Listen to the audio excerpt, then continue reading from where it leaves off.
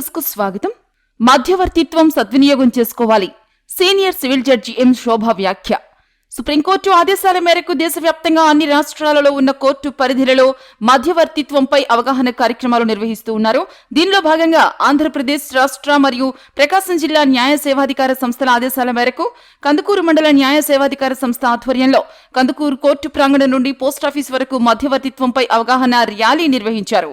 ఈ కార్యక్రమానికి ముఖ్య అతిథిగా పాల్గొన్న సీనియర్ సివిల్ జడ్జి ఎం శోభ ఈ సందర్భంగా మాట్లాడుతూ సివిల్ మరియు క్రిమినల్ కేసులలో రాజీ పడదగిన వివాదాలపై కక్షిదారులు మధ్యవర్తిత్వం లోక్ అదాలత్ ద్వారా కేసులు పరిష్కరించుకోవచ్చునని తెలియజేశారు.